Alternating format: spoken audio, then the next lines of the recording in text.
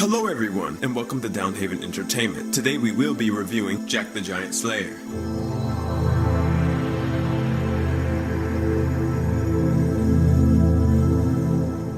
Wow, when seeing the trailers for this flick, I had zero interest in seeing this. It looked so uninteresting, unnecessarily CGI'd, and with stupid lame jokes throughout. So naturally, I was initially going to skip this one till a friend of mine said to give it a chance. So we went, and I went into the movie theater indifferent. So how was this flick? Well, let's get into the movie. The movie was directed by Bryan Singer, who I don't hate as a director, as well as I don't love. This guy made X-Men relevant in cinema, and his X-Men movies aren't that bad. I'm not too crazy over them, but they are entertaining. But he was also attached to Superman Returns, which made Superman irrelevant to cinema, and he's done Valkyrie, which just exists. So what I'm trying to get at is he's not to be noted for awful movies. The movie stars Nicholas Hoult as Jack. A quick irrelevant note about this guy: if Nicholas Hoult was in Looper, I thought to myself, wouldn't it be cool if he was the younger Tom Cruise? I mean, they look so much alike, and with a little prosthetics you can have an almost uncanny look-alike. Not that Joseph Gordon-Levitt and Bruce Willis didn't work, I was just saying. You guys want to play some football? Right. Eleanor Tomlinson as Princess Isabel. She was a princess in a fairy tale. What cliche does that fall under? That's right, abduction. I was thinking, wouldn't it be cool if the princess was the slayer of the giants in this fairy tale, hence, I guess, her ancestors' history with the giants, but I digress. She was a strong character, but she still needed rescuing, so I'm going to put her under the category of damsel in distress. Stanley Tucci as Roderick, the Dick Grayson. He is the two-dimensional bad guy. Bill Nighy as Fallon. This guy is just a great actor, and I loved his voice as the giant. It was so menacing and fit the character. Thumbs up.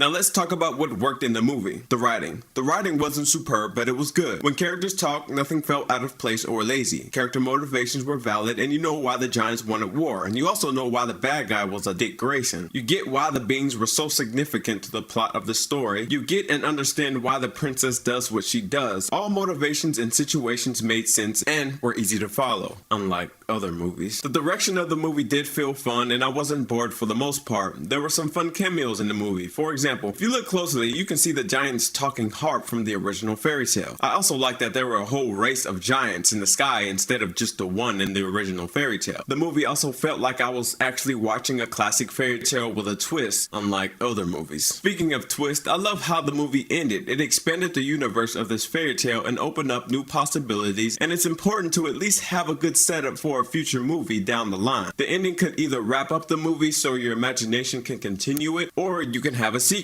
It can go either way, and in this day and age, sequels are everywhere, but if they go for it, they can have my money because I was entertained. Now let's talk about what didn't work. The CGI giants. To be fair, this didn't bother me too much, but I did feel that it should be addressed. The giants could have easily been human actors enhanced unto the film. I say if Hollywood can make regular sized actors into dwarves, done superbly, I might add, in Snow White and the Huntsman, they could have put a little more effort into these giants, or at least CGI'd them better. But I feel if there were human actors portraying the giants, it would have made more of an impact, because I get that they were trying to please the children in the movie, with the giants having funny hairstyles, over the top panicking in certain situations, and farting 3 times in the movie, mind you, in which no kid laughed in my theater. But you know what? Kids are smart. They know what's real and fake. They know what death is. They know what they're watching as a movie. So while the kids too make the giants realistic or scary, I mean, this movie has at least 10 to 15 moments where you see people kicking the bucket, and kicking that bucket hard.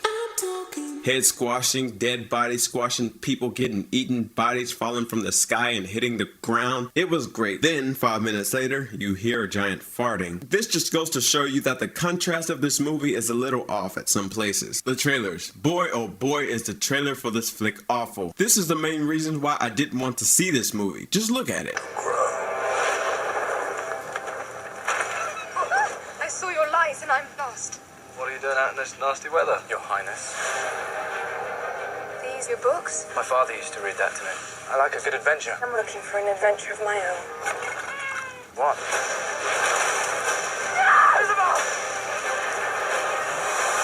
Am I dead? Not just yet. The legends are true. Elmont, assemble a team of your best men. Yes, sire. Bring back my daughter. Your Majesty, I want to volunteer. What do you suppose is up there? I never suppose. I simply prepare for everything.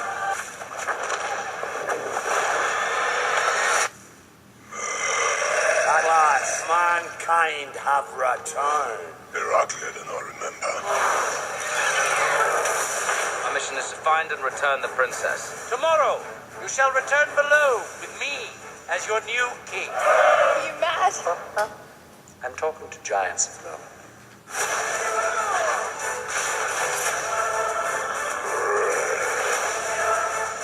Jack, you're here. I had this jacket. I had this. Are you ready, my brothers? Let's cut a few of them down to size, shall we? Another way out here. You make everything sound so simple. Simple farm boy. Not at all. Who are you? It's Jack. Ready?